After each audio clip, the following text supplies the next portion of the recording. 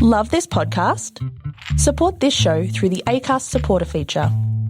It's up to you how much you give, and there's no regular commitment. Just hit the link in the show description to support now. Hi, this is Benjamin from the UK true crime podcast They Walk Among Us. Want to see something scary? Shudder is the ultimate streaming service for fans of horror, thrillers, and the supernatural. Shudder offers an unbeatable selection from Hollywood favorites and cult classics to original series and critically acclaimed new genre films you won't find anywhere else. Explore the best collection of horror that pushes boundaries, showcases bold original storytelling, and offers something new to watch every week. Available ad-free, on demand, and through the platforms you're already on. Shudder. So good it's scary. Sign up at shudder.com.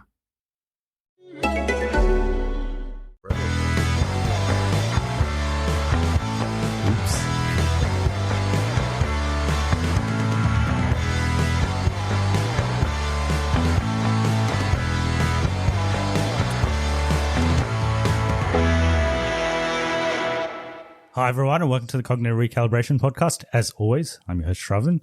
We've got Tyrone here with us. You heard me talking through the intro. That was me. Yes, he pressed the wrong button accidentally. No, I pressed the right button, but I didn't realize I pressed it. So usually I'm in charge of the console. Today we've got Tyrone in charge of the console. So you might hear the sound effects come through as well in this one. Yes, very apt sound effect for this episode. That was cool. That was so cool. So we're joined by a special guest, Bhaskar. So he's been on the podcast before, quite a few episodes actually, Captain Marvel, Mandalorian.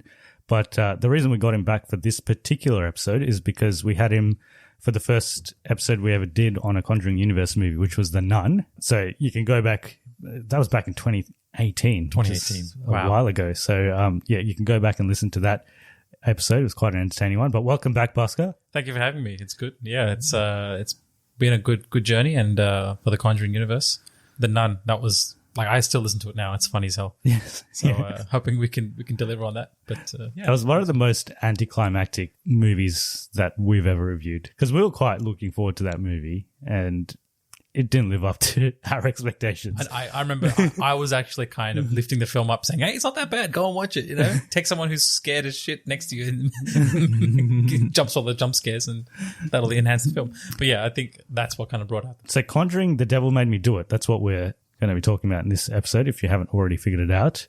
So I'll give you a bit of background on the movie, and we'll talk a little bit about the Conjuring universe itself, and then we'll jump into our thoughts on the movie. And as usual, we'll do non-spoilers first, and then we'll jump into spoilers after that. So The Conjuring Devil Made Me Do It. This one is not directed by James Wan. First two were. James Wan is a story writing credit for this particular one. This is directed by Michael Chaves. So he previously directed another movie, which was in the Conjuring universe, The Curse of La Llorona, or The Curse of the Weeping Lady, I think it was called in some countries as well. I have seen that one. I think we did talk about that one in one of our other episodes. I thought it was actually okay. Not like an amazing horror movie, but it was fine.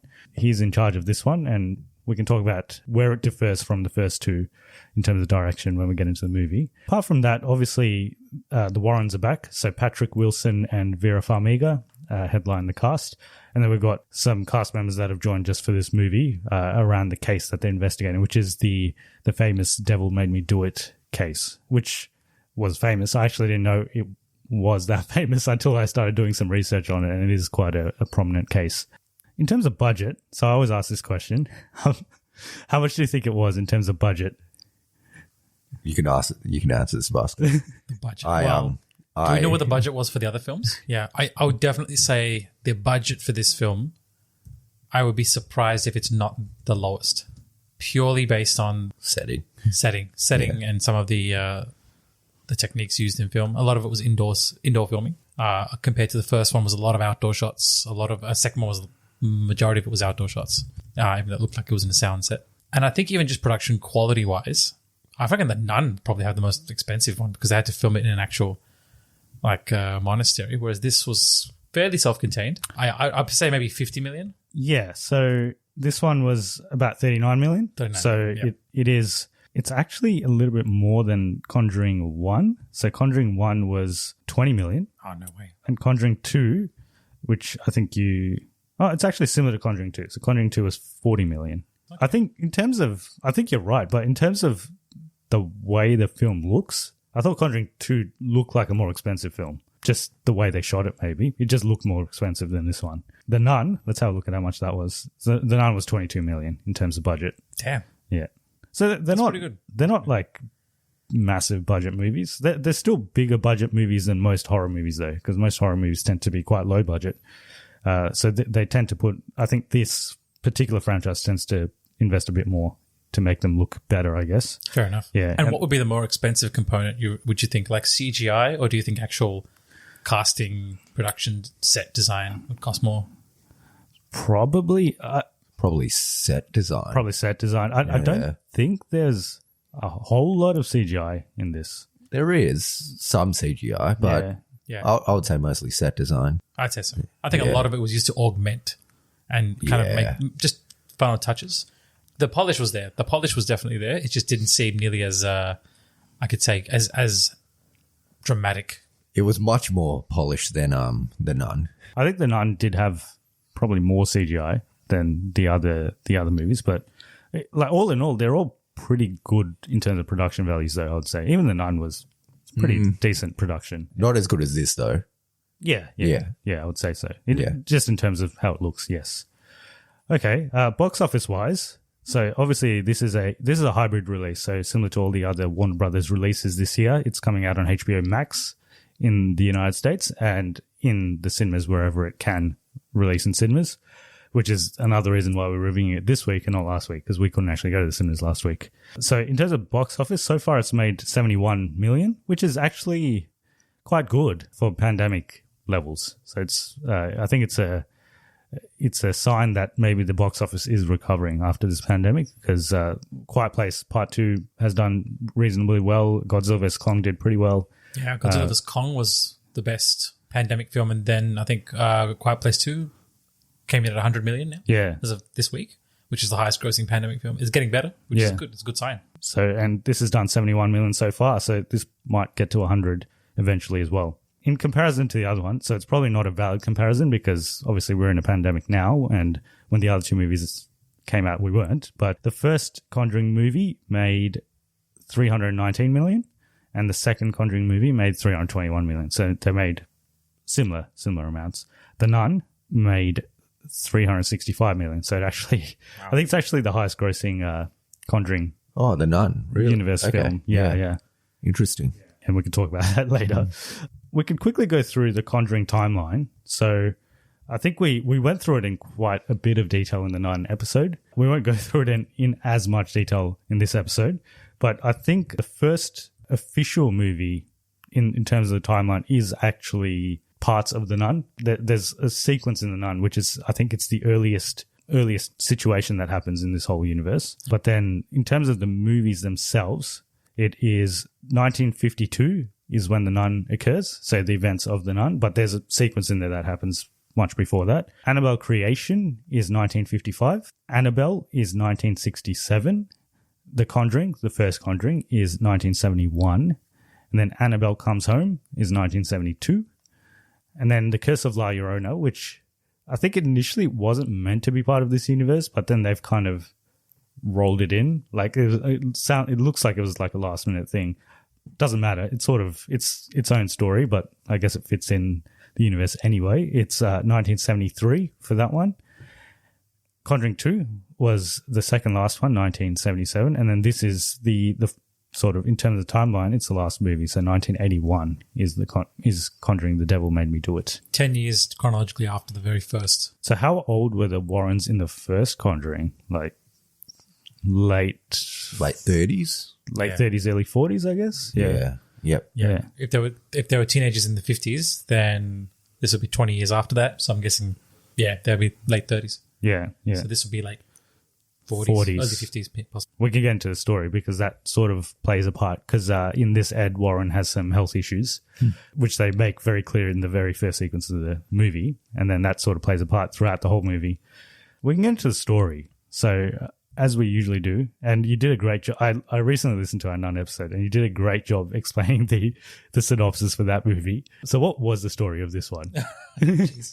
I've become a fan of those like one sentence summary things. Like Yes. Star Wars is like, Space Frog convinces kid to kill his dad. Like like a poorly explained. poorly explained. Well, I story. want to try to do one of those. Do a poorly explained one for this, yeah. Dude kills a man and blames it on the devil. Yeah. I don't think that's poorly explained. That's quite apt. That's pretty apt.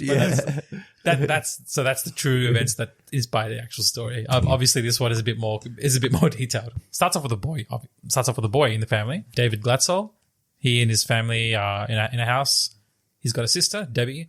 His sister's in love with a boy called Arnie Johnson. So the boy gets possessed by a demons. Exorcisms are run through. The Warrens get involved. They try and call a priest, and essentially the movie goes on. The exorcism becomes like an actual story starter. What happens thereon is that Arnie Johnson gets involved, and he actually becomes the new kind of candidate vessel / possessee. The story revolves around Arnie Johnson being possessed, and as a result, murdering someone in the movie, and then using that as a defense to actually plead in court. The funny thing is that the court proceedings do not take majority of the film. That's actually just a tiny aspect of it. Yeah, it's like literally was like 2 scenes, wasn't it? Yeah. It was not much at all. Yeah. And I feel like that was a conscious choice to move away from the courtroom drama, make it more about the Warrens. So this film is actually not about Arnie Johnson or the boy. It's actually about the Warrens, if you think about a little bit more about their the Warrens. case and how they kind of go about it. So it's probably good pulling away from the other story a bit more because it's a pretty dicey story to begin with. If you delve into the realism of it, I think it was a smart choice. So that was a very poor summary, but I think it's just a starting point. It's still better than any summaries that we normally do. So. No, you guys are too hard on yourselves. You do good summaries. Okay, so we can get into our thoughts on it. So positives and negatives. This is all non-spoiler, so if you haven't seen the movie, you can keep listening and then we'll jump into spoilers after that. So we can start with positives. I'll start with mine. I thought the one big positive, and this is going to be positive for everyone, I guess, is Vera Farmiga and Patrick Wilson as the Warrens. I think they elevate these movies to another level. A lot of people just watch, even people that don't really like horror movies, they watch these movies because they like these two actors and their pairing as the Warrens in these movies. So I think that's a big positive, and as you said, they're more prominent in this movie than they were even in the other 2 Conjuring movies. It's a lot more about them than the actual case itself in some ways. So I thought they were really good. I'll pass it around. I don't want to go with all the positives by myself. So any positives from you? So this was the first Conjuring film where I actually wanted to research about the case beforehand. The first Conjuring, Harrisville, and the second Conjuring, Amityville. I just kind of went in there kind of sort of knowing these things, but not really researching what actually happened.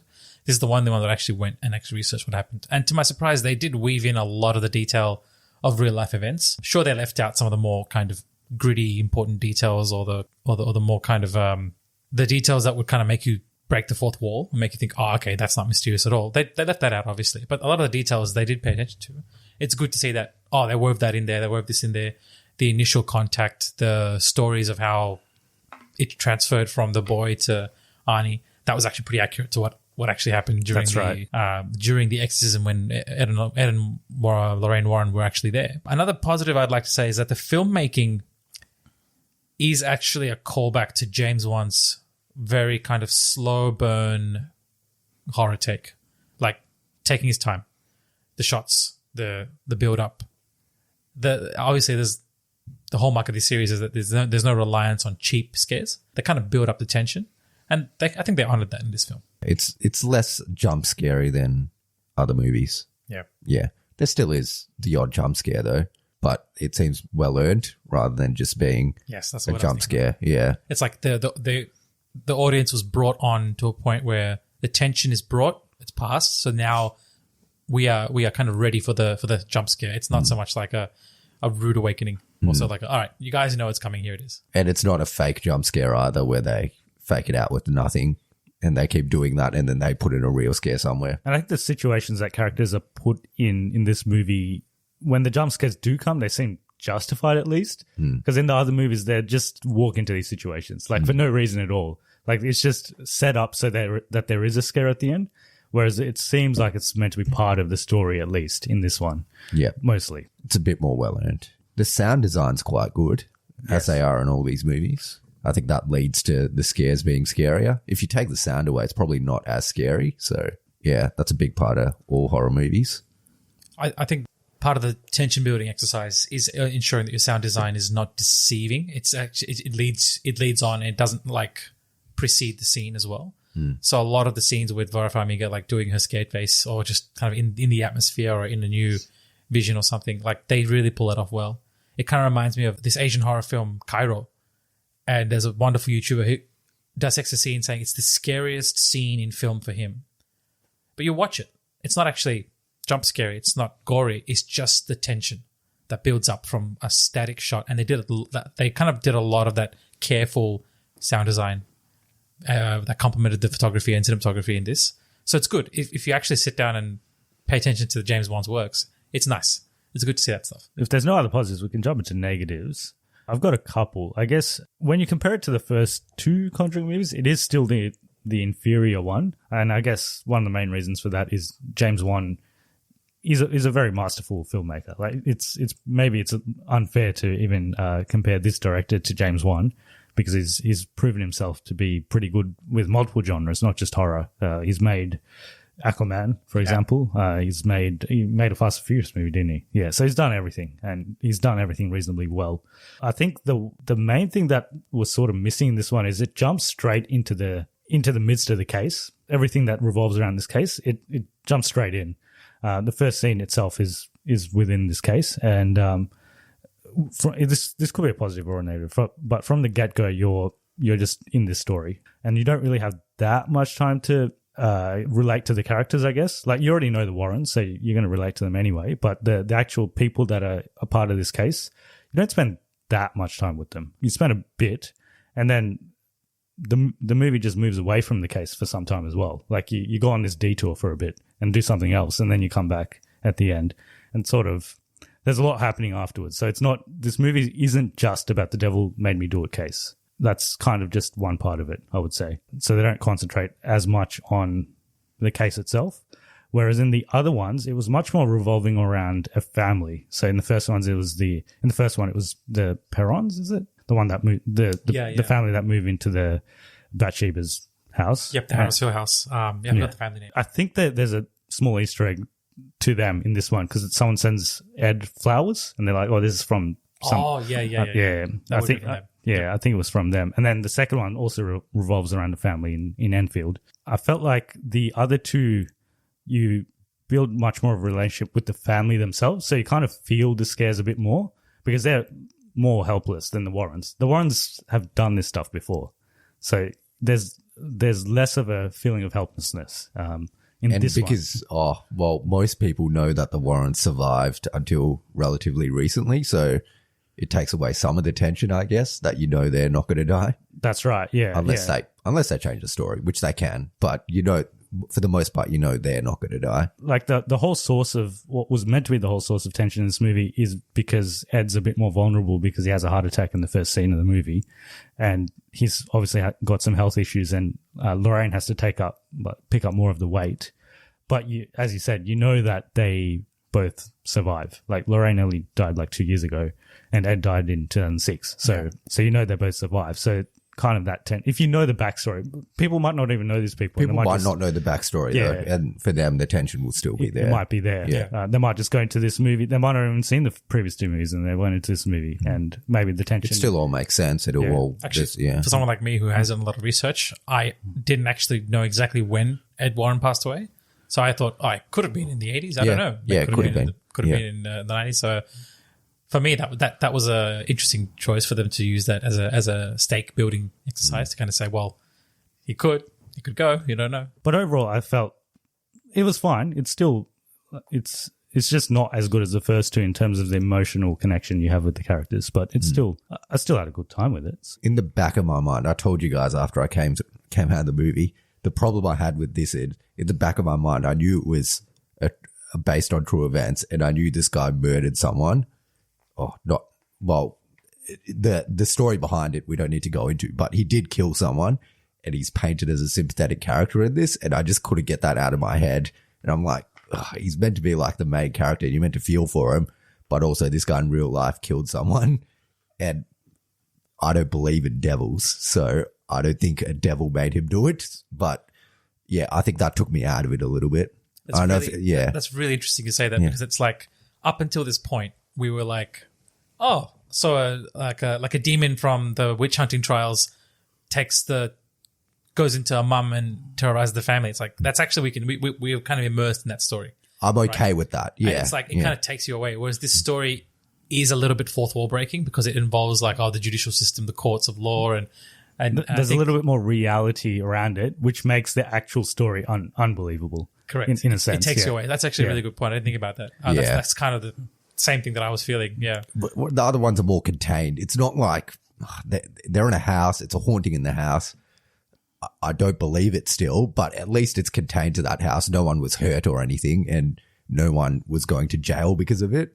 But in this one, it's a different scenario where the main character, you're meant to feel for him, but in real life, he killed someone. Yeah. Yeah. When it's connected to such like a real life figure, it's difficult to separate yourself from that and just immerse yourself in a film experience and go, oh, maybe this happened. Yeah.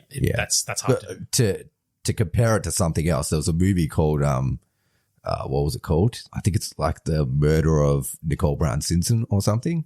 And it's about O.J. Simpson's wife's murder, but it is painted as a haunting story. Oh gosh. So it's kind of got shades of that in terms of someone killed this lady and it was a murder. It wasn't a haunting.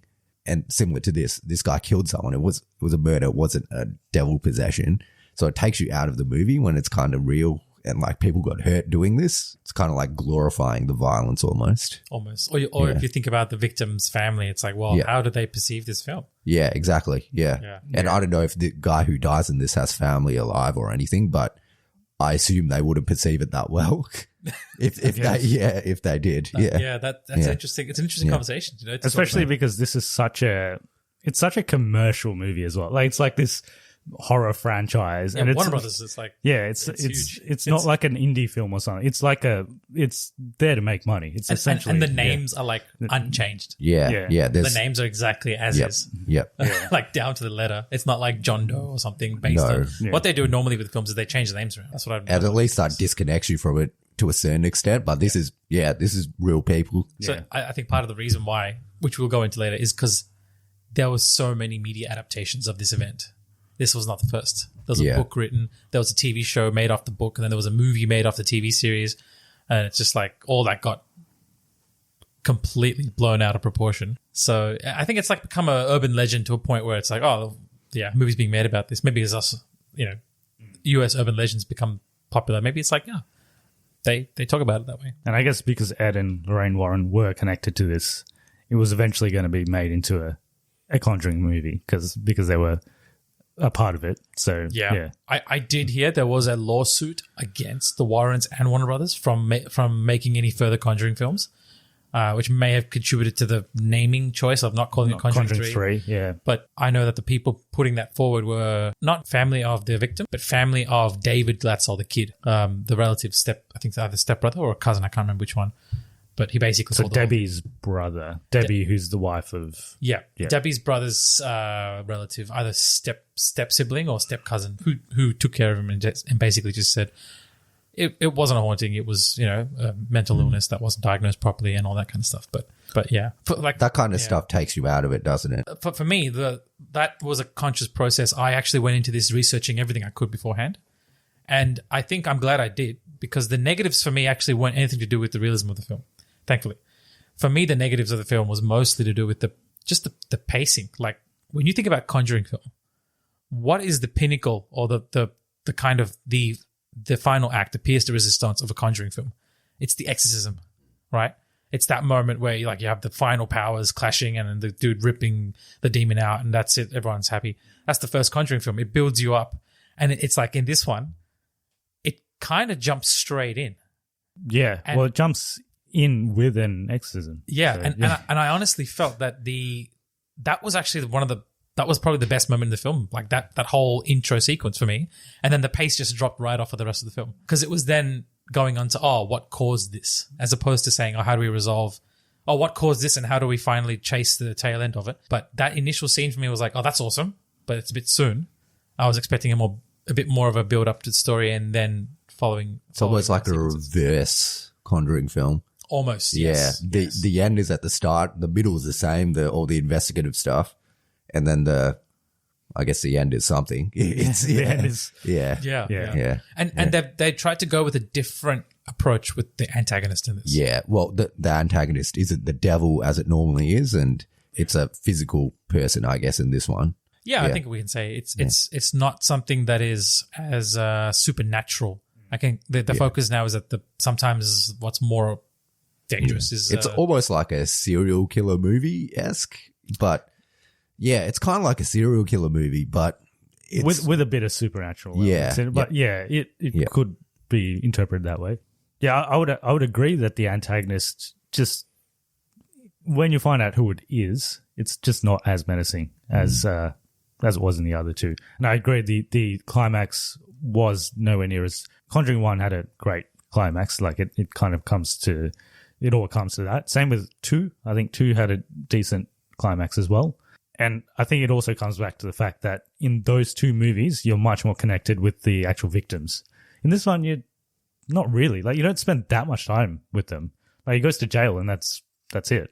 You flash between, but you don't really know much about him. I mean, he's meant to be a nice guy, but really, like, you don't know. I can see them. They were trying to get us to kind of sympathize with the young lovers storyline. Like, are they just getting started? They're about to start their new life. But and I could sense that from listening to like their story beforehand, knowing the actual real life story. That's how it was marketed. These guys were just young people in love. Everything was fine. Something happened out of nowhere, and this kid's got his whole life ahead of him. And that's why the realism of the story takes you out of it. Because when you think about it, really, you're like, nah, I can't get on board with this. Yeah, I was going to say, like in the previous two, like for example, in Conjuring 2, the girl that is getting, that has a demon in her, she's got like issues at school, like she doesn't have friends, and like they kind of go into that background of her as well, and then that gives her some sort of relationship with Lorraine as well, because Lorraine has that conversation with her in between where she's like, I had issues making friends as well, and then they have that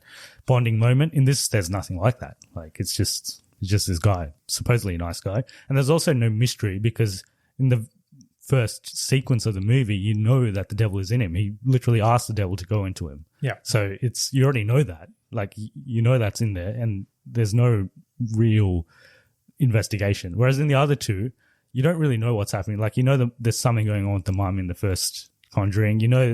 Janet, the second daughter, has something going on with her, but you don't really know what the reason is, like why it's them, what's happening in the background. And you find out while the Warrens find out, essentially. But in the first sequence itself, that there's something supernatural happening. Yeah. Yeah. And I feel like that was a conscious choice to make so they could move the mystery away from all of these people and focus on this completely new storyline, like that they've crafted to go on the underside, figuratively and literally. I think, yeah. I think you're right. They tried to move away from this one storyline, just keep it to that. Because it's such a famous storyline, they're like, we'll do this, it's famous. But if we concentrate on it wholly, then people aren't going to get on board with this. We need to add something else to it. Yeah. It's just the other stuff they added probably isn't as investing. Yeah. For me, anyway. But I think if they did it the other way, it still wouldn't have been as investing. So they probably did the best they could with what they had. Yeah. I if I could suggest, I would have done it even more fantastically, like introduced more supernatural elements or characters like they did with Conjuring 1. They just literally filled the house with a plethora of like supernatural powers. And that made it feel overwhelming. It's like, wait a minute. It's not just one thing that's wrong with this place. It's like a whole crap ton of stuff is going on.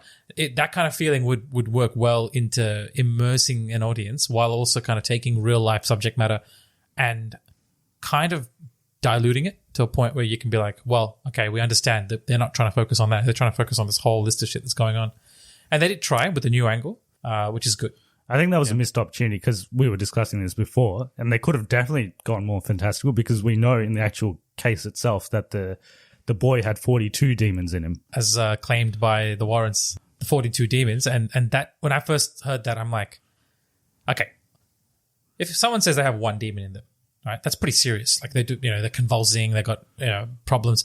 Okay, that's fine. 42, it's like, oh, that's a serious number. That's like, you could even show the magnitude of that in a way in a film to say it's not normal. And that's like the most intense case I've ever dealt with. They should have capitalized on something like that. Because then they could have done something quite fantastical and quite big. Like it wasn't just this one demon. Like maybe there was multiple demons, I don't know, in the house, or they could have done anything and it might have been interesting. Some of the stuff that Darren was talking about. So like the real world connections, I feel like, okay, they chose what to leave out and what to put in. I'm glad that they showed there was alcohol involved in the confrontation in the film. Albeit subtly, but yeah. Albeit subtly, because when you find out what actually happens, like everyone listening to this and everyone, when I was on the podcast, I was like, I just leaned back and I'm like, oh, well, of course that's going to result in a murder. So what happened was the guys actually didn't have beer. They had wine. They had 13 glasses of wine each. Something like 7 bottles each. Now, that's not just drunk. That's like close to death level inebriation. And apparently Arnie was an alcoholic. Like he didn't handle his alcohol too well. From the comments made in the police report and all that kind of stuff. So when you put a piece all together, it's explainable through completely, logical means. You don't have to go supernatural on that. I like how they kind of showed, alcohol was involved. It's not just some sort of weird trance he went into. It was a factor. So kudos to them to actually trying. But at the same time, there's elements that would take you away from the film immediately, and it would be like, okay, this is not a mystery anymore. This is definitely it's a closed case. There's conscious decisions to make from a filmmaking point of view. Do you introduce that? Do you not introduce that? And I think here they wanted to make sure that the character of Arnie Johnson people sympathize with that character, while they kind of vilified the person he murdered in the way that just it was shown, just so that they could get on board. And that might not be ethical in the real life, because there was a victim and there was someone who's still alive and someone who's not now. So it's interesting to see the kind of ethical play that goes on there. It would have been interesting to be in that boardroom for that conference in Warner Brothers. I'm sure they had a lot of discussions and meetings about how to target this and how to do it properly.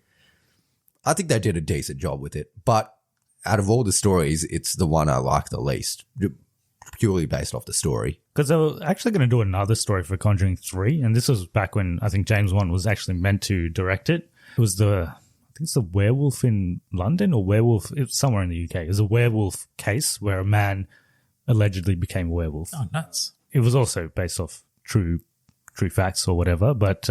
and the Warrens were involved in this one? I think so, yeah. That's think cool. So. I haven't heard of that. Yeah. That sounds like a pretty cool story. That's what I heard initially was going to be Conjuring 3, but obviously maybe once he opted out of being the director, they switched to another story. It does have slightly Transylvanian vibes. Yes. As opposed to being more like Midwest American vibes. That's my theory why The Nun did so well. Because The Nun was a bit more of a kind of Transylvanian European period piece. It kind of would have done really well in Europe, whereas all the other ones are American-based. I think Conjuring 2 did very well, and people like that nun character, and I think there was a lot of hype behind that film as well. That is true, yeah. That did help. So I think that also helped it. It probably would have made even more money if it was actually good. So, yeah. If there's nothing else, we can jump into spoilers, but before we do that, we'll give our rating. So maybe I'll let you go first. I've got to think about this one. I think it's still worth a watch. Better than most horror movies. So, cognitive recalibration. Yeah. But. Which is the name of our podcast, but it's also a positive rating in our review system. But I did particularly like the story. If you're going in there for some scares, I think there's some decent scares in here. Not as scary as the other ones, but worth watching. I think, I kind of agree. I would give it 3 out of 5 stars. In the kind of general marketing scheme, is in the sense that it's a good conclusion. If this is to be the last Conjuring film that features the Warrens, I'm totally happy with that. That's fine. Because this was arguably the last major case they did that got publicized to a point where they became, notorious or famous, however you like to call it. There's obviously a lot of room for improvement in terms of if the Conjuring series is to move forward, then the formula definitely has to be a bit more kind of vibrant. The pacing issues and the kind of story. If you're doing like the third film, should definitely be you got to build on the two and kind of deliver beyond. This kind of was a little bit safe, a little bit restricted. So I think 3 out of 5. Still definitely go watch it if you're a Conjuring fan. Yeah, I'd still give it a cognitive recalibration as well. I think in terms of a horror movie, it's like a middle. It's not a bad horror movie. I think it's probably worth watching at some stage. You watch it in the cinema. It does have some good sound effects, like we said. It's got a good atmosphere, so there's some good scares in there. So I think overall, it is worth a watch, I think. So I'd give it a cognitive recalibration. What are the other tiers of that? So it's a cognitive recalibration if we recommend it, and a cognitive regression if we don't recommend it. Regression. Yeah. Interesting. Okay. And so far, we haven't had a single regression this year. Except for Quiet Place 2. Which we just arbitrarily gave it, but really it's not. So, nice. Yeah. So that's actually a pretty simple system. Yeah. Yeah. So in my case, that's a cognitive recalibration. Definitely go catch it. Make up your own. I think I'm starting to embrace the idea of watch it for yourself and see what you think. Yeah. And if you want to go into it blind, not knowing what happened, the full details, just go watch it. Yeah, I think it might, if you don't know about the case, might actually make your experience a bit better. Maybe. I don't know. Yeah, I think if it wasn't based off true events, it would be a better movie. Yeah, like if they actually I would like it change more. The story enough so that it couldn't be brought immediately back into the real world. Like some random kid somewhere gets change their possessed, names, gets transferred. Yeah. I think it would have been better. Conjuring 2 was the first Conjuring universe movie that I watched, and I didn't know anything about the case either. So I went into it completely fresh. I didn't even know about the Warrens actually. So I just went into it, just watched it as a movie, and that's probably why I enjoyed it quite a bit. When I actually did research into that case afterwards, probably it's still a good movie, but I probably don't appreciate it as much as I did the first time. Conjuring 1, I think Conjuring 1's a bit different. I think Conjuring 1 it does feel like it's its own thing almost. Like it's very isolated. That particular case didn't get as much publicity as the Enfield one or this one. So that one really holds up. I think that one's still one of the best horror movies. Yeah. Jeez. I still remember the first time watching it. Like it just woke you up. Like certain scenes, you wouldn't even have to wait till the end. It was like 10 minutes in, something would happen. You just be like, the hell was that? And was this film rated MA15 plus? This one was, yeah. Okay. Conjuring was MA15 or was it R18? Conjuring was MA15 and 2 was MA15 as well. This felt a little bit tame. I don't know why. Mm. In terms of, even when he stabs people, they don't show the stabbing. Yeah. It's just more of the weight of it. They don't actually show you. Well, they don't need to show it, but it's just like that's the goriest they got. Yeah. Well, not that I wanted to see that or anything, but they didn't go to that extent. Yeah. You go to the horror movies for the stabbings. Yeah, for the stabbings. That's why I'm there. Then you got to catch Sean Frankston. Yeah. But the first one isn't, maybe it feels gory, but it isn't actually that gory. Because the first thing that happens, the first murder that happens in the Conjuring movie is you see the dead dog. That's the first thing that you see. Oh, true. Yeah. That's the first thing that happens, and that's when you know something. Because the dog's warning them from the beginning in that movie, actually. The dog doesn't want to go into the house. He's saying something's wrong with this place. And it's got the trifecta. The animals losing their shit. The paranormal activity level stuff where it's like the camera's going off and you can't see anything happening. And then just the sheer unadulterated exorcism at the end of it. That's the trifecta for me. Yeah. And it's got that whole thing with the, just using a very simple game like hide and seek and having that whole twist on it with the clap. That was just... That's genius. That was just freaky, yeah. I think I remember one of my friends saying when they saw that scene in the theaters, like half the audience gasped when the hands came out of the closet. That's the kind of movie magic you can only see at a theater. Because that is scarier than a jump scare. Yeah. That is actually scary, and that will haunt you afterwards. Yeah. When you look in your closet in the middle of the night, that's going to haunt you. There's a reason why my brother refused to see this film. There's a reason why. No matter how many times I've tried, he's like, "Nah, fuck that film." Yeah, but that's a hallmark, right? That's the kind of if an entry in the franchise can do that, there's no reason why they can't build upon that. You don't have to be sophisticated and make this nice adventure film, which is what Conjuring 3 is. It's a bit of a investigative, buddy cop film. Exactly. It becomes a bit more of a detective type film than a horror film. Yeah. Which is it's a choice. It's not necessary. They didn't need to do that. Okay. We can jump. Actually, I was thinking maybe we can do a quick ranking. So we did it for when we did The Nun, but we can do a ranking of the Conjuring movies. I've got the list of all of them here. All of them. Yes. Even the spin-offs. Even the spin-offs. Yeah. Have we seen all? I have seen all of them. I've seen every one of them. No. Have you seen Conjuring? Not Conjuring. Obviously, you've seen Conjuring 1 and 2, but Curse of La Llorona? No. No, I haven't seen that one. But I think you've seen all the other ones. Annabelle Comes Home. I haven't seen any of the Annabelles either. Okay. Yeah. One of them I'll recommend you watch. It's, Creation, I think. I think Creation is the one which is up there. Yeah. So I've only seen these three and the Nun. Your ranking is going to be very simple. So Yeah. well, I can probably already guess your ranking as well. So it's 1, 2, 3, Nun. yeah. Yeah. Yeah. Yeah. That almost made logical sense. 1, 2, 3, bar none. 1, 2, 3, none. No, that's good. Yeah. Mine would be very similar. It's Conjuring 1 above all. Then immediately following that, Conjuring 2. Annabelle Creation. Annabelle Creation. And then I would put Conjuring 3. Then The Nun. Yeah. Gotta be very careful with that. And I thought I was going to lose it if I put The Nun in front of Conjuring 3. If I put The Nun in front of anything. The Nun has to be last. No, I quite like The Nun. So it's going to come after Conjuring 3. And then I'll have maybe the other Annabelle Comes Home after that. And then the last Annabelle, the original Annabelle. Yeah. I'd put that last. Yeah. I hear, the original Annabelle's no good. Yeah. I mean, it was the first spin-off. It's an attempt, but I think just the other ones did a better job. Mine is similar. So obviously Conjuring 1 and then Conjuring 2 and then Annabelle Creation. Annabelle Creation is quite an underrated one. It's directed by David F. Sandberg, who also made Shazam, which is also a good movie. But that's an underrated one. And then probably this one, probably Conjuring 3. And then I'll go with Curse of La Llorona. For those who haven't seen it, I thought that was pretty good.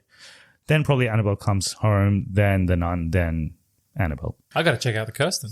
Yeah, it's not bad. It's not bad. It's a short film. It's like a 90-minute film. Nice. I can knock that out. Yeah, it's not a big one. It's got Hawkeye's wife in it. Oh, yeah. She's also in another Netflix series. Wonderful series with Christina Applegate. I know the one. Dead to Me. Dead to Me. Yeah. Oh, watch that series if you haven't. That's an amazing series. She's good. That's not a bad one. If you haven't seen any of these movies, obviously watch the Conjuring ones, but Curse of La Llorona is not too bad, and Annabelle Creation is one I recommend. Yeah, I would actually recommend, if you haven't seen the Conjuring films at all, watch Conjuring 1 as a group. It's a fun watch. It's actually good. Yeah. It's like it was made for that. Like, did you see what I saw? Is that right? Like, it's like made to kind of verify next to you. And it's genuinely scary. Yeah. Oh. If you want a genuinely scary film, watch that. Oh, if you want a genuinely shit film, watch The Nun. If you have any like conservative Christian Catholics in your friend group, bring them to The Nun. Yeah. If you have any people who are really affected by jump scares, bring them. Sorry, other way around. If you have any conservative Catholics, bring them to watch Conjuring 1. Any people who are like affected by jump scares, bring them to The Nun. Yeah. That will increase your viewing experience. When people ask me for a horror movie recommendation that is genuinely scary, I always say Conjuring. Yes. Because I think it's the most scary horror film, for me at least. I haven't seen this movie, but Hereditary, apparently... I hear Hereditary is just creepy, not scary. I haven't seen it, but... I haven't seen either. I've heard that one is quite a creepy one. I think it's uncomfortable. Like, it's uncomfortable to watch. Okay. Hereditary. Yeah. Okay, interesting. With Toni Collette? Toni Collette. Yeah. I've seen certain scenes from it, and it's pretty uncomfortable. Okay. If you guys want to see... that's the film I mentioned about the one person saying it's the scariest scene he's seen in a horror film. Kairo, Japanese horror. Okay. It's not like the Ring level horror. It's very subtle, but it's spooky. It's just spooky, and it's a horror film by Kurosawa. That's right, of course, Kurosawa film. So Kurosawa is the esteemed filmmaker who did all. So this is an old movie. 2001. Yeah. 2001, but he was Kurosawa alive in 2001? So I think it's written. Let me go into this. I think it's written by him. He's the guy that made the original, like his movies made rise to Star Wars, spaghetti westerns. So he's Akira Kurosawa's son, I believe. Oh, is his son? Okay, not the original Kiyoshi guy. Kurosawa. Okay, Yeah. because Akira Kurosawa, he made, I forget what the movie is called, but it's basically what Star Wars is based off. Okay, no. So he's not related to Akira Kurosawa. He's not related to him at all. But I think it's a namesake. Okay, yeah. Yep. So he's got nothing to do with the guy I'm talking about. So Akira, no. So that was my confusion. I'm sorry. I remember seeing Kurosawa and I thought, oh, that must be him. And when I saw it, it felt like the 80s. So I thought, okay, maybe 50s, 80s. He could have done it, but nah. But Cairo, go watch that film. It's apparently a really good watch. Nice and it's a slow burn. Well, I guess we'll jump into some spoilers now. So if you haven't seen Conjuring 3, or Conjuring Devil, not meant to call it that actually. Conjuring Devil Made Me Do It because it's not officially Conjuring 3. Yeah, we'll get sued. Yes. If you haven't seen it, go watch it and come back to this point and listen to our spoilers. All right, so we can start with the beginning of the film, which is, like we said, it's kind of like the end of the other films. It's an exorcism with this little kid. The little kid being the son of Wanda in WandaVision. Yeah. Oh, dude. Yeah, and also he was in Haunting of Hill House as well. Damn good actor as a kid. He's really good. I feel like they should have anything with the kids, like creepy stuff with kids. That always freaks me out. In the actual case files itself, they say that when David actually had the demons in him, he used to like recite random things in Latin and things like that, and he would sometimes get this really hoarse voice and do some very strange things, and they could have explored that a bit more. Yeah, that could have straight out of the Conjuring playbook. Like if you go to the first one, Maurice was doing that, and it's like that's the exact rule set of demonic possession. They could have showed more of that. I absolutely agree. And there was also stories about how the first time he encountered the demon wasn't actually like a possession. It was just an old man telling him in the house when they moved in, get away from my house. If you stay, I'll trouble you. It's something ominous, right? And then the next time he was playing outside, he went to a well, looked down a well, and he saw a face. That's when it started. Like that's so much more. Like actually, the real story was ominous. Yeah, I thought they could have just pulled from that and actually built upon it, but that wouldn't have worked if they wanted to jump straight into it. That's right. Yeah. And what they do is they jump straight into it, but then they come back and revisit how he actually got the demon in him. And it's only a short sequence with the waterbed, which is a well of sorts, I guess. It's got it has water. That is so terrible.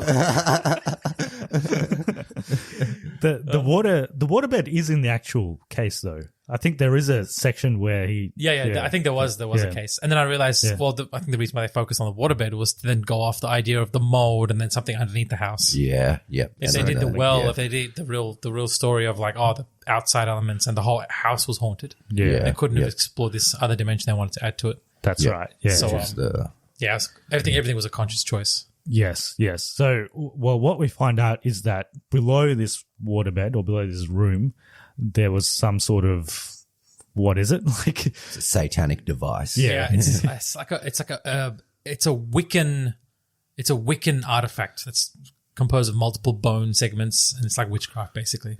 At the beginning, you have this exorcism. You find out in the very beginning that Arnie gets basically asked the demon to leave David and take him instead. It happens. You watch it happen. There's no mystery involved in that at all. And then it cuts to the Conjuring, how it has the usual Conjuring titles, how it has some sort of expository information, and then it shows the title, and then we jump into the movie. Ed has a heart attack in the very first sequence, and he's sort of in the hospital for the first 15, 20 minutes of the movie, I think. They kind of switch between him and the actual what's happening with Arnie. So does all this happen within one day? Is that...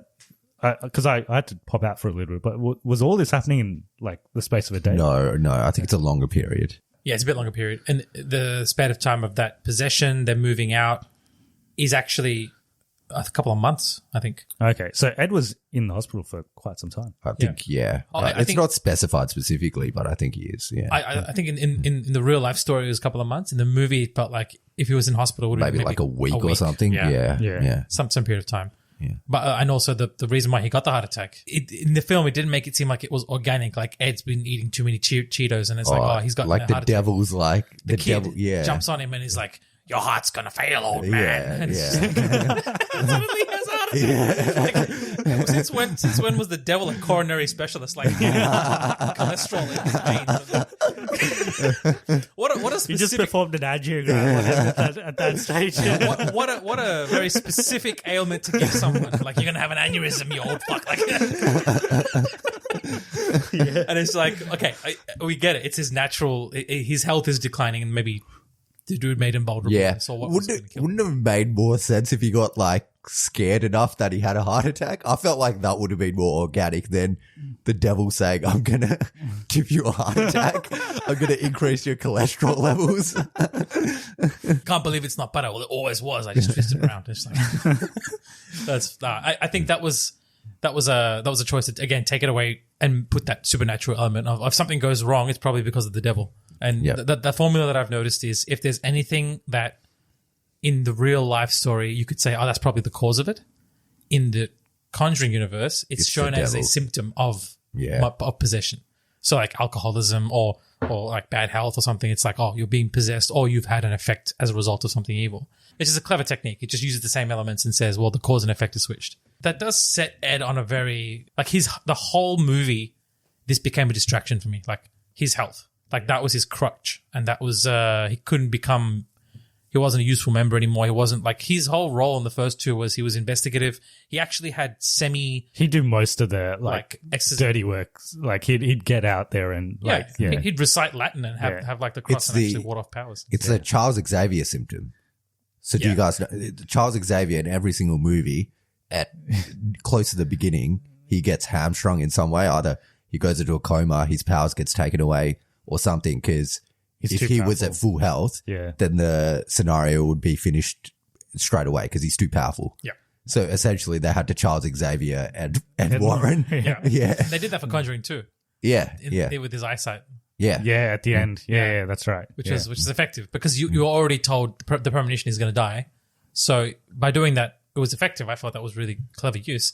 They tried to pull that again this time, but with a slightly more weaker effect. Like, oh, he might forget his pills and die. It's like, what the fuck? Like, that's how you're going to... It's like such a mundane, like in this supernatural world, it's such a mundane thing to be like scared of, like forgetting to take your pill. And I don't know. The whole time I was like, was this inspired off of real life? Like, did actually Maybe it is a real life, Did that fat fuck die? Like, what happened? Like, from running through a case? I'm like, no, that's not what happened. He died in 2006. So why did they put this in there? And it's like, I think it was just the element of fear to get the audience to be like, oh, maybe he could actually, something could happen to him. Yeah, they need to. In the second one, it was much more deadly because Lorraine has that vision of him falling on a spike and dying, and Valak being part of it all, right? She has that vision. And that seed is planted in Conjuring 1 where it's like, there's only one case she doesn't want to talk about. That's just put there. They don't talk about it again. And then Conjuring 2, it's like it's that whole thing was him dying. And then it's like, oh, okay, that's pretty heavy. That she doesn't want to talk about it. So that was done well. This, I felt like they actually didn't need any of that for this one. To be honest, they could have just made Ed just normal. Could have been full health and like not much changes. Full health and just be the max him out. Do whatever he can to the full of his capacity. At least then you kind of show, well, as a last run, he did all he could, and either he and at the end of the day, he did end up help defeat a lot of the. I think that's the thing though. They would have hamstrung them in every movie. Something happens to one of them, and they're not at full strength because it's like, oh, when they're at full strength, they can handle whatever. Well, to be honest, I think the stronger of the two is actually Lorraine. So if they're going to hamstring someone, it should be her. She's the one that has most of the powers. That is true. And in this, she doesn't really do much. Like I thought she would have had some. So I mean, we can sort of get back to this later, but the antagonist of this movie, I thought there'd be a bit more of a fight between them two. It feels like she just gives up. Like she doesn't want to really fight this other entity, this other person. The moment she identifies who it is, that once the connection is bridged, then it's like it's a two-way street. It's like, oh shit, she's got the same. It's like she's found the equal finally. That's right. Someone who can channel through her, and she realizes if I am vulnerable to this person, it's not worth it. And it's like, okay, I can't engage this person head on. I can't scratch them or give them a fucking heart attack. So, I have to protect what I can, away. or take away the source of her power, which is the table of witchcraft. So it's like, okay. What that connection reminded me of was essentially Harry and Voldemort connection. Right. Yes. Right. Yeah. The whole if I can look into him, but he can look through me. She needed to learn occlumency. Occlumency. She needs Snape to come and teach her occlumency. Oh yeah. She needs Vera Farmiga's cousin in The Nun to come back and teach her occlumency. That's hilarious. No, that's a good metaphor for it. It's like, well, yeah, if that's the case, you can't do anything. You can't actually fight in any way. Well, she did do that one power of Christ compels you or whatever, and it just zooms right into the room. I was like, okay, all right. That's the first time we've seen her do some actual incantations in a while. But I think they're kind of slowly pulling away. They're not relying on that kind of stuff anymore. Ground it in reality as much as possible, I guess. Even though it's about demons, but try and make it as real as possible. Yeah, I'm surprised Ed didn't do more of that, because he was all about that in number 1 and 2. Like putting the cross up and, he didn't do much in this, the lines, the iconic line, something like Rane Retro Satana or something like go back to demon. And like he could have just said that to the fat demon. I think he was trying to. Yeah. The fat demon. We'll talk about that one. I don't know if was that a demon or was that a body or a reanimated zombie? Necromancy? Left 4 Dead has a bloater. They call them bloaters. But you were saying there was a slight reference to The Exorcist in the very beginning of the film. Yes. Yeah. There is. Yeah. So the opening shot of the scene when the priest comes in and he's just standing outside the house on the corner. If you go just type in The Exorcist and look at the poster work, it's a clear reference to the artwork and cinematography done just for that opening scene. Yes. And there's a lamp in The Exorcist. It's like a curved bell lamp that the priest comes in and he just looks up at the lamp. And in this one, it's in the background if you look at it. So I think it's a hallmark to that movie, which is funny because I thought the Conjuring 1 was actually like a love letter to The Exorcist. That was the defining kind of, well, here's our attempt at writing something like The Exorcist. Whereas the Conjuring 3 wasn't so much like The Exorcist. It was just like an art piece commemorating it, I guess. It's got elements of it, but it's not. Okay, so we can talk about this other character. We haven't actually even mentioned him. John Noble, who's it's like this. There's always this character where they're like a point of contact because they're an expert in this particular domain that Ed and Lorraine Warren are looking at. So they go meet this character and he seems a bit dodgy from the very beginning, to be honest. And then you find out there's something a little bit more sinister about him, and he actually knew he essentially knew what was happening and he didn't tell them. So yeah, that was an interesting, he added to the movie, I guess, in a way. I just found him a bit funny. Yeah, he was in this. It's always nice seeing someone you recognize, like you don't expect to see. He's got a very sinister face. I honestly thought he was possessed. I thought it was as well. Yeah. Not from the way he smiled. It's just that forlorn look of defeat. It looked like he was already possessed, and it was just that actually he sold his character really well. They could have done something pretty interesting with him, actually, if maybe he was possessed and he was helping his daughter, made him possessed. So he was helping his daughter the whole time. There's one element of The Conjuring which they have not yet explored, which I would have loved to have seen. It's someone who relishes from the possession. Yeah. Who's actually like, I'm comfortable with this, right? Likes the possession. Possession. And is so good at it that no one can detect it. That would have been really cool. But you had something interesting to say about the choice of dialogue that John Noble had, like the particular style. It was always creepy. Like, he's like, he has like no social cues. He's just like, who talks like this? He's always like, I need to show you something. Yeah. And he doesn't say what it is. It's like, you have to follow him into his basement. Yeah. And all the lights are off for some reason. Like, he doesn't turn the lights on for him to. And that's a thing in this whole movie as well. Like, why do people just not turn the lights on? Like, at one point in this movie, he's cleaning the floor in the prison and the lights are off. Who cleans the floor in a dark prison? Like, what? Turn the lights on. Why is he, first off, everyone's sleeping. Why is he cleaning the floor at night when everyone's sleeping? And why are the lights off? And then same thing, they're in the motel at one point and the lights are all off. Just people sitting in dark rooms throughout this movie. And that part where she follows him into the basement and he doesn't turn the lights on. He doesn't turn the lights on, yeah. It seems almost like they're trying to follow a color palette with the scenes, like yellow, black, or dark orange, black, incandescent black, maybe purposefully. I don't know why, but you're right. Like there's John Noble's character is just like, he's just sitting there smiling and going, looks at the photo. Instead of saying, oh, yeah, I've seen this. There's a bunch downstairs. Let me show you. He's like, I need to show you something. Walks up the stage. And it's like, okay, we get the effect here. And then Vera Farmiga's like, I don't want to go down there. Like, Yeah. I'm like, dude, I'm with you, but he's got a collection of that shit. Go and see it so you can verify. It could have been a very straightforward it could have been very straightforward. Yeah. I guess they got to build the tension some way, but I found it a little bit comedic. Yeah. Yeah. I can understand. That's like, there wasn't that many people in the theater, but I could feel that it was interesting. And the whole idea of him having all these artifacts and witchcraft stuff. sort of artifacts. Yeah. There's that interesting line where he's like, he's storing all of it, and Ed, yes, yeah. Ed is like, you shouldn't be storing all of these evil artifacts. You should burn all of this. You should burn all this. I'm like, excuse me, what the fuck are you doing? Annabelle and all these African and Japanese and random shit like in your basement, yeah. And it's like, well, bloody hypocrite. Exactly. I think they consider, they're scared of this one. They're scared of the witchcraft stuff. They don't like. It's like inviting demons to come, as opposed to that which already was a vessel. Yeah, I don't think any of the artifacts there can summon demons. They already were possessed. That's the only difference. I think. I think so. Isn't the technical? Yeah, like some nerd's gonna come like, actually, technically, witchcraft is gonna summon the demon. Like, please don't come on and correct us. I don't understand the law. The filmmakers probably know more than us. Yeah, so they basically take a detour from the Devil Made Me Do It case for a little bit, because they go to this other town. There's this other case where two girls went into a forest and one of them killed the other, and then the one that apparently committed the murder is missing.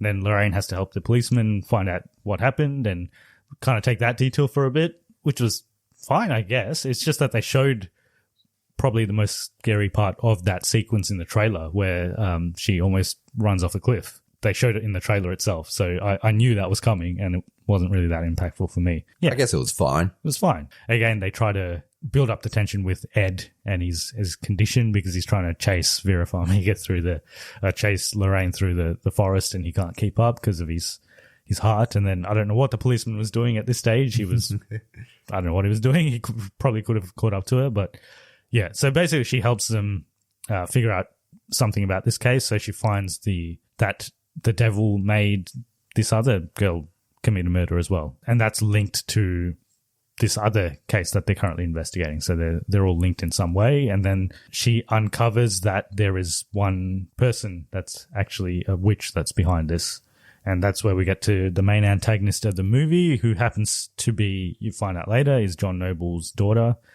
There's just a bit of an exposition scene where he explains why she is so fascinated by this and how she got into this. He has this little book of photos with her, and Lorraine kind of goes through it, and then he says he has an interesting line. He's like, we shouldn't let our children into our fascinations, or something like that. We shouldn't indulge our children in the fascinations into the occult, or something like that. Like, he kind of regrets letting her in on all this knowledge, because at some point she obviously was just taken over by it, which is an interesting kind of. I didn't see that kind of twist happening, and the way they kind of reveal that is interesting. They do the whole map, and they go, well, we connect these two other murders of these two girls, by the way, which I just checked. I couldn't find any real life information if that was actually a real life murder case or not.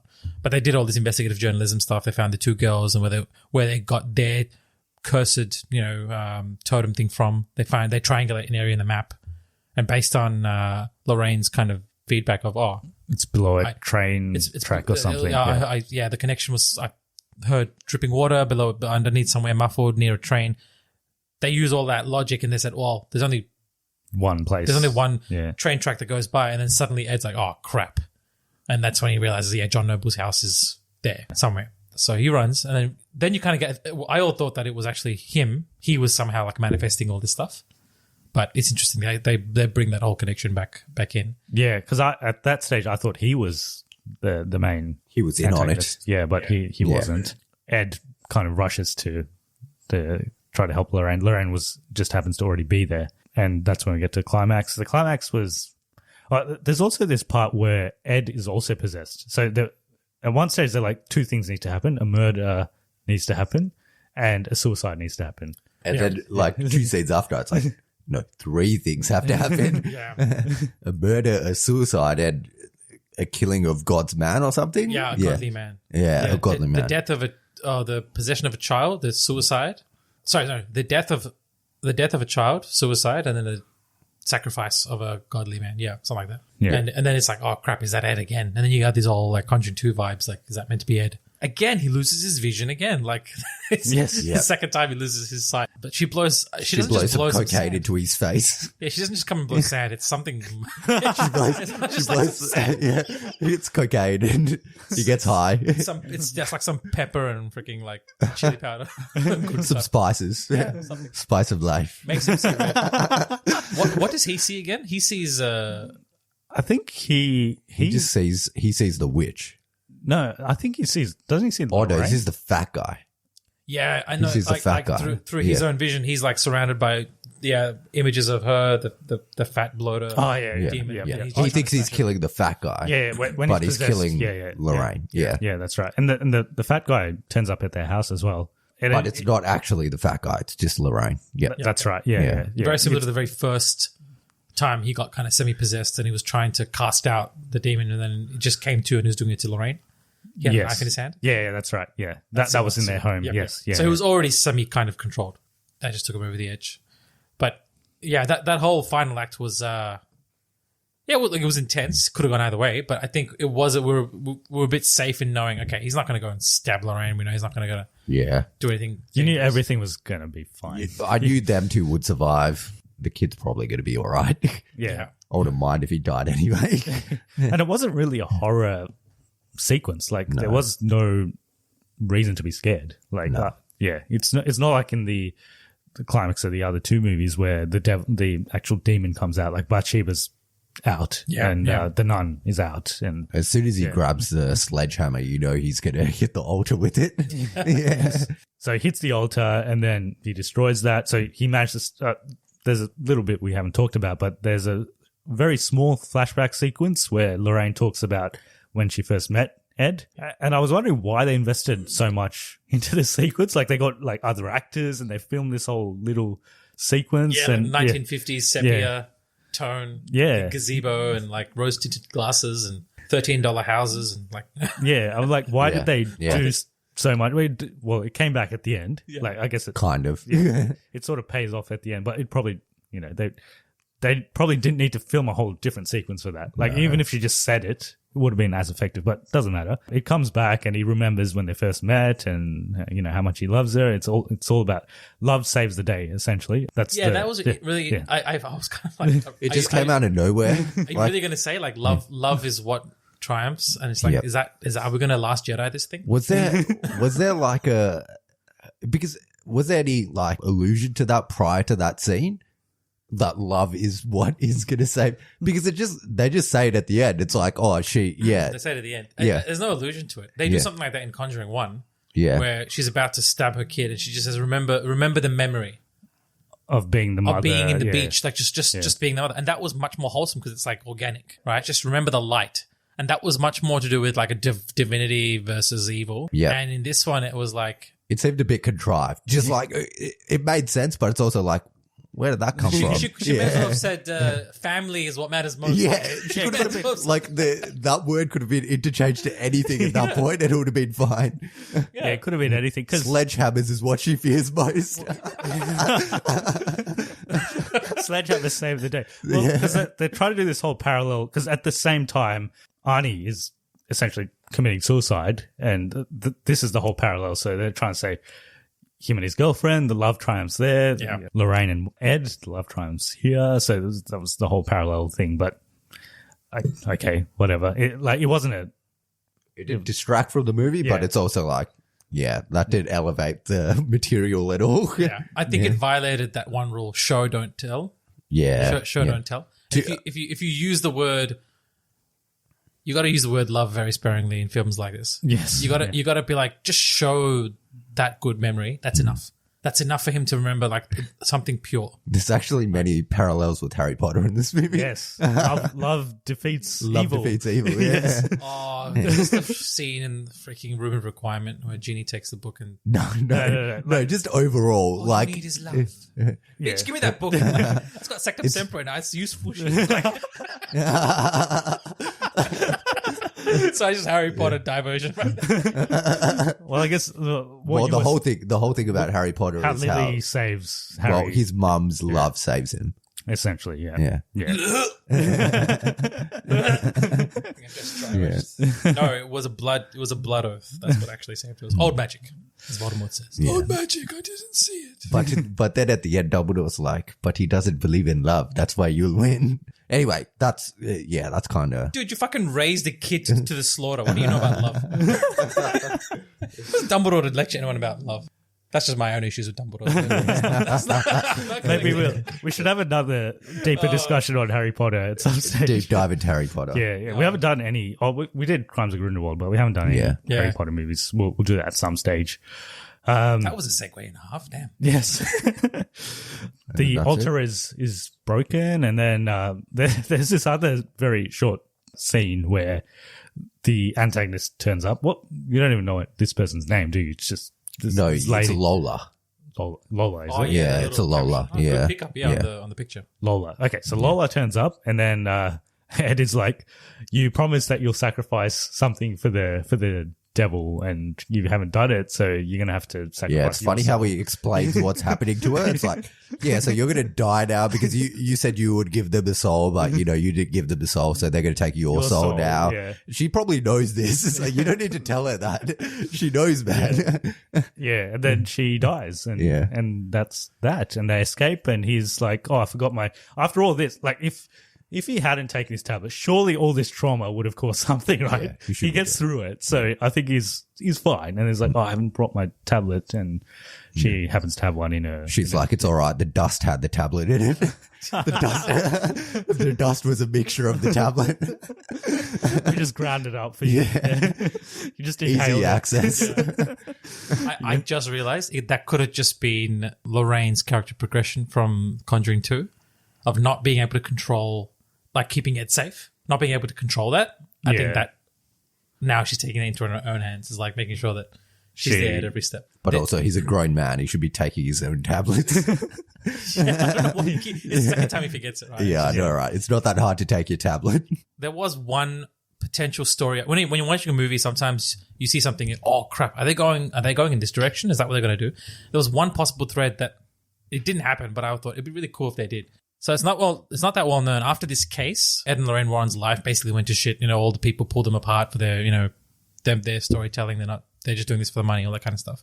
I thought it'd be cool if they were going to glorify these guys, then why not just do the full Monty and say that this witch put a curse on them so that the whole life they're just going to be completely beset with like misfortune, people calling them liars, all that kind of stuff. And that's like the ending of that glorification. It's like the curse that was put on them. I thought they could go in that direction, but that's still kind of justifying their behavior. And that closes the possibility of them doing more movies. They can't do a sequel. Yes. Yeah. I guess they had to, leave it a bit open-ended so they can do another one at some stage. There is a bit of you kind of got to stay away from the real life stories a little bit to keep the illusions of these movies, though. Absolutely. Yeah. Otherwise, it breaks it. Yeah. I think this is the closest I ever want to get to like real life connections. Yeah. I don't want to read into the Warrens anymore. Yeah. I agree. I'm not going to do that next time. I'm just going to it was useful this time just to kind of feel like, okay, I'm up with the facts and I know exactly what's going on. Next time, just immerse yourself. Werewolf story? What did you say? Oh, cool. Let's just jump in. Let's just jump in. Yeah. Yeah. If we didn't know about the actual Warrens and this was completely fictional, to be honest, if they just did call them something else, just two people that the Patels. Yeah, the Patels. Yeah, Vera Farmiga and Patrick Wilson as the Patels. Yeah, I would have still bought it. Like the main reason I like these movies are because of these two. I think they do a really good job. Like I said at the very beginning as well. And that last scene, even though I didn't really buy this flashback thing that they did, the last scene where he builds this little gazebo for her and they have a little moment, I still really like that. I thought that was a good ending to the film. That was nice. Yeah. Brought it full circle. And it was a genuine time where I saw Vera Farmiga actually like genuine good surprise as opposed to horrified surprise, it was good. It's good. That's a nice touching moment, actually. Yeah. Do you think Patrick Wilson should have gotten fat for this movie to make it more realistic? You looked a little bit too.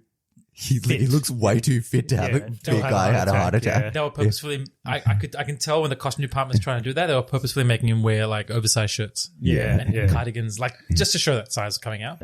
He still looked too fit. A special mention to Shannon Cook as well. He's a lot. He's there a lot in this film. Drew. Yes. Drew. He brought that kind of familiarity back. I'm like, it's good seeing him around. You know, it's nice. Yeah. I love seeing. I don't like it when they exclude him. Yeah. Yes. He wasn't the only one in their team, though, right? Didn't they have some other guys as well? They had like 3 Don't they have one guy recording and one guy on the camera? I think they got a couple guys. I'm guessing that was in the 70s, right? In the 80s, I think everything like home video recording became one, sound and video, and everything got smaller, so just one person can take care of it, maybe. They sacked the other 2 guys. Downsizing. We didn't mention the other actors, but I thought all the actors were fine in this. Like the guy who played Arnie, his name's Ruari O'Connor. I think he's Irish. I'm probably pronouncing his first name wrong. It's Ruairi. Rory? Yeah. Or maybe it's Rory. Rory, yeah. Rory O'Connor. I thought he was, for what he had, he was fine. Irish. Yeah. Rory O'Connor. Faking son of a bitch. Right, bloody good shot that was. And Sarah Catherine Hook, who was Debbie, was also... she was really good, yeah. It was fine. Yeah, it was good. And they end with the usual Conjuring exposition, I guess. Like, this is what happened. 5 years later, he went to jail for 5 years, so on. And then they end, and that's that. And then they don't have as many pictures of this one as the other one. They don't. Yeah, they did have a recording, which is not... I mean, all the recordings aren't great quality, just because when they were recorded, but there was a recording of the exorcism of the original David. David. That's all. Yeah. Yeah, so they had a recording of that. They had the usual photos of the original Warrens and like the original people and the actors. So that was good as well. They always do that. No post-credit scene. That was it. So overall, it was fine. Like we said, it's got issues with it, but it's probably worth a watch once. Yeah, it's a Conjuring film through and through. It's got the characters, it's got the references. There's things they did well, things they could have worked on, and I think it's worth a second watch down the line. If you're doing a Conjuring universe binge, you would still watch this one. Like, this wouldn't be one that you skip.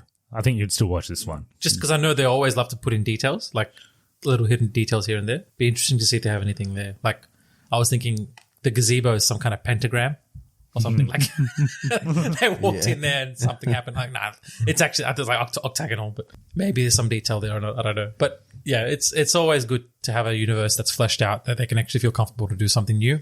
This is new. I like the fact that they brought in a human antagonist to make it so that can also be quite formidable, quite scary, as opposed to making it like another demon and just focusing on the demon again, which, I'll be honest, if they did the demon route, but they just focused maybe on it would have been too repetitive. And, people would have been like, this is just Conjuring 2, Conjuring 1, same thing. So I think we would have criticized it for that heavily if it was just another demon. Doing this differently, it's fresh. We've got to give them credit where credit's due. Yeah, they tried something new, which is always better than just redoing what's worked in the past. Well, I think that werewolf thing would have been, might have been interesting.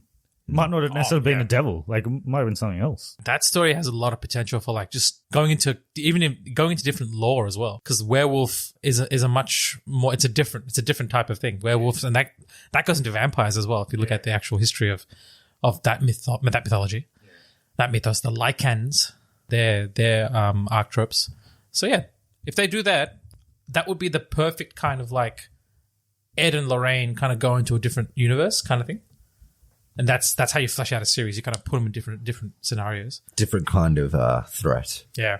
Heck, I wouldn't even mind if Drew just took over the show and he's just like, he's the new investigator now, the paranormal investigator going around. Well, there's a couple of routes they can have spin-off characters like that, or they could, obviously they've got a daughter who has, we already established in Annabelle Comes Home that she has some sort of power as well. Oh, yeah, Judith, yeah. Yeah. So that's another route they can take potentially still. That is, yep. And are they still doing the other spin-offs? I think they're still in development, so they're still planning to do The Crooked Man. The Crooked Man, that's the one. Yeah, and there apparently still is a Nun sequel. Oh, okay. Yeah. Interesting. I wonder what they could do with that. Either it comes back Or it's still living. Or they actually go to the origin story, which they don't really talk about in that Nun movie.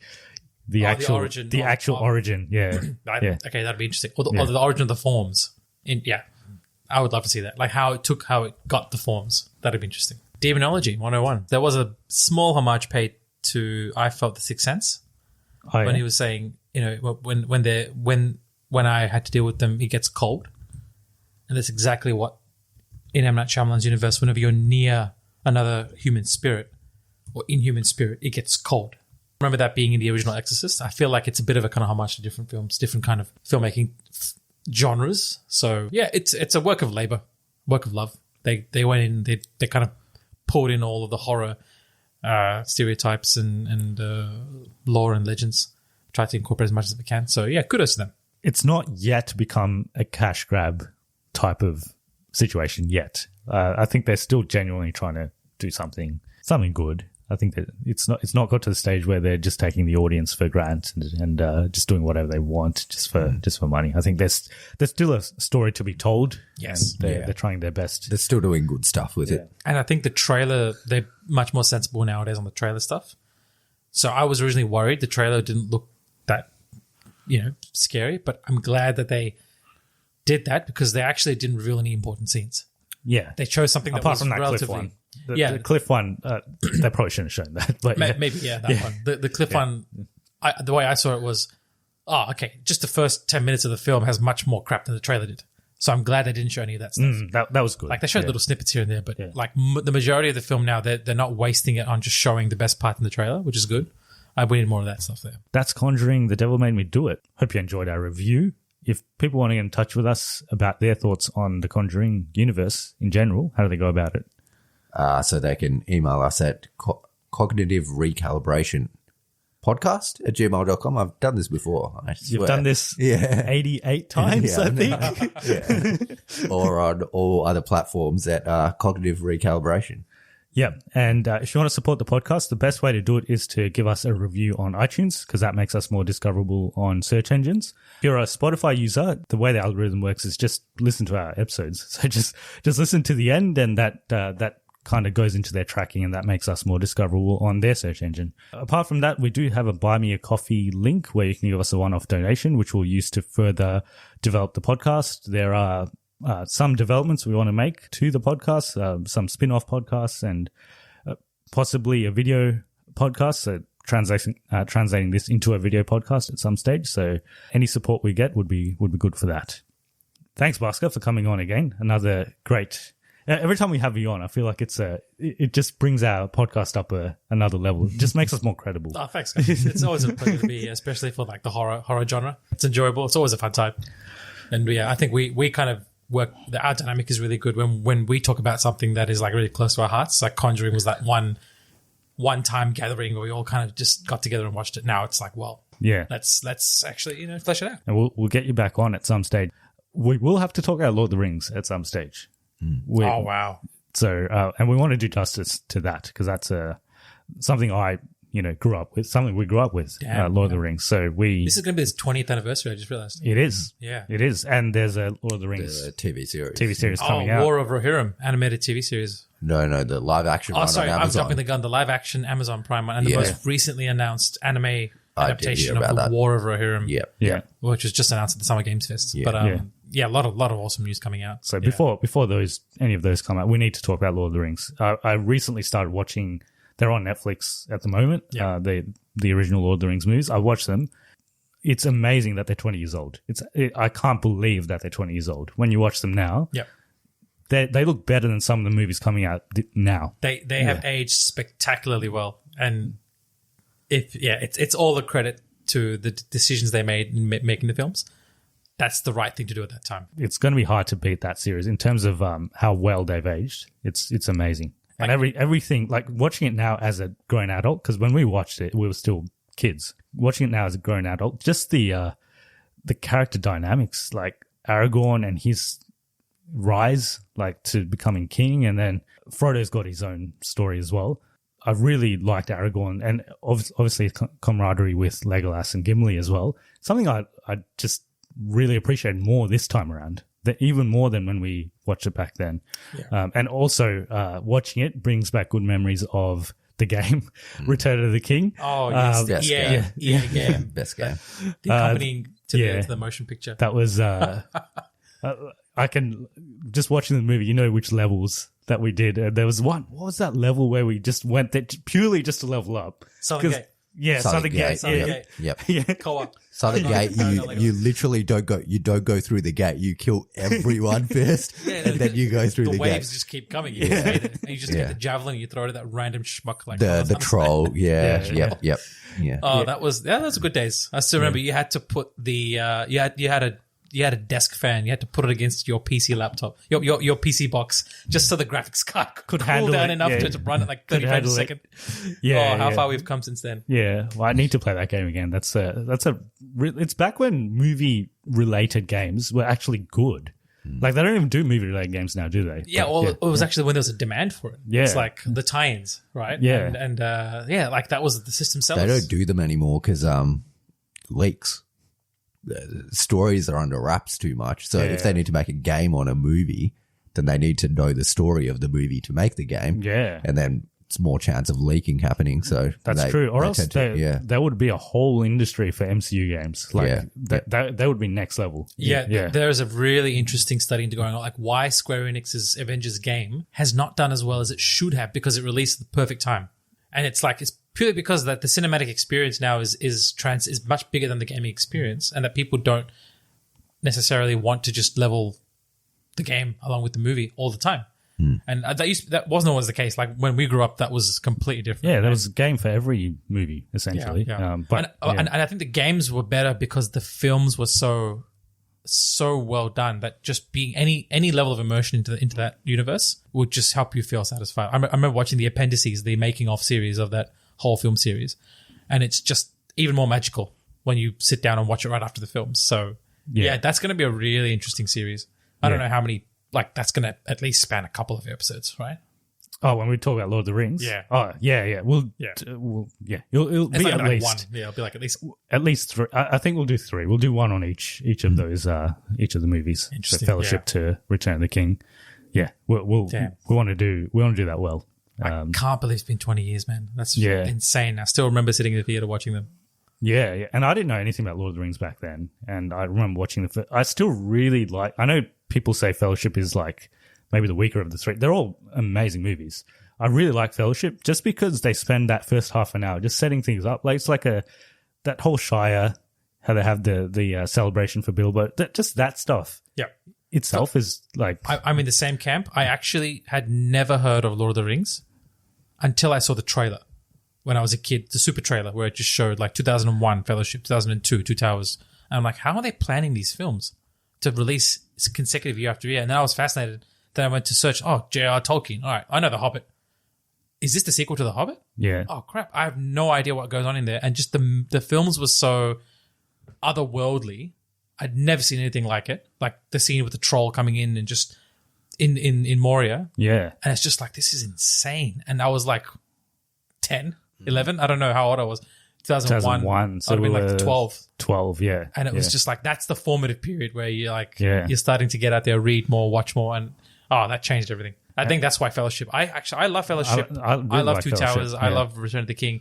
They each have a special place in my heart. Right? And there's parts across all the movies, but especially in Fellowship as well, where it's like you're watching a painting. Like they show, I'm going to get this wrong. You're going to have to correct me. Where Elrond lives? Rivendell.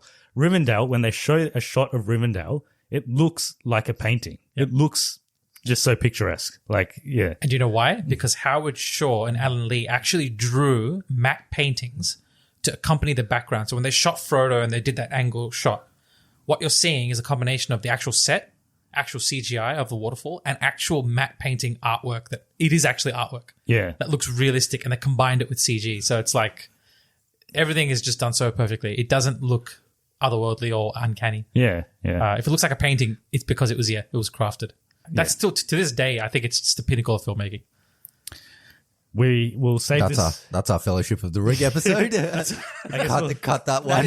That is not even 1%. This is a short trailer for our Lord of the Rings episodes that are going to come at some stage. So I guess we'll leave it there. So thanks everyone for listening. Hope you're all staying safe. And next week we got F9. So we'll see you and we'll talk about a completely different type of movie to the ones we just talked about in this episode. Acast powers some of the world's best podcasts.